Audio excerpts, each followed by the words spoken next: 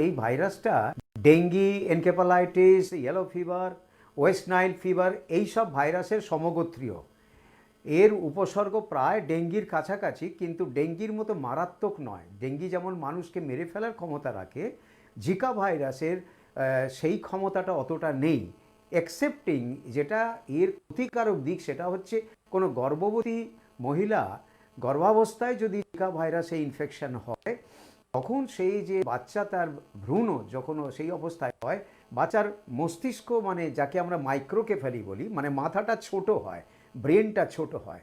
এখন সেক্ষেত্রে অনেক সময় তার প্রমাণ যদি পাওয়া যায় তাকে অ্যাবর্শন করিয়ে দিতে হয়। এটা আমরা অন্যান্য দেশের ইতিহাসে মানে রিসেন্টলি গত 1-2 বছরের মধ্যে আমরা দেখেছি এরকম অনেককে অ্যাবর্শন করা হয়েছে।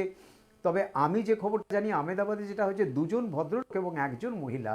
তবে সেই মহিলার দেহে যেটা হয়েছে, ওর যখন বাচ্চাটি প্রসব করেন তারপরে তার জ্বর আসে। ন্যাচারালি সেই বাচ্চাটি কিন্তু সুস্থ অবস্থায় জন্মগ্রহণ করেছে। মাথা ব্যথা করে, চোখ ব্যথা করে, গাঁটে গাঁটে ব্যথা, মাসল পেন এগুলো হয়।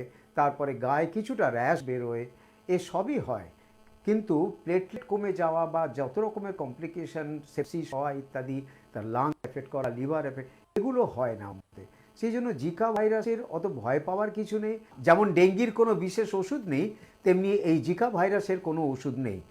আমরা জানি যে ধরো সোয়াইন ফ্লু, তার যেমন ওষুধ আছে, তেমনি যেমন এনকেফালাইটিস এর কোনো ওষুধ নেই, বিশেষ কোনো ওষুধ ওই ভাইরাসটিকে মারার জন্য স্পেসিফিক কোনো ওষুধ নেই এখনো পর্যন্ত।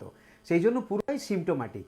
তবে বেশিরভাগ ক্ষেত্রে এটা সামান্য একটা ফ্লুয়ের মতো হাত বা ব্যথা, একটু জ্বর হয়, এইভাবে হয়ে সেরে যায়। আমি আগেও বললাম, আবার বলছি যে সাধারণ মানুষের ক্ষেত্রে যারা নন প্রেগনেন্ট মেয়ে বা পুরুষ, তাদের মধ্যে এটা ভয়ের অতটা কিছু কারণ নেই। কারণ এটা মারা যাবার ক্ষমতা একমাত্র খুব বৃদ্ধ মানুষ যারা রয়েছে বা অন্যান্য অসুখে ভুগছেন, সেক্ষেত্রে কিছু কমপ্লিকেশন হতে পারে। আদারওয়াইজ এটা তেমন কিছু ভয়ের নয়।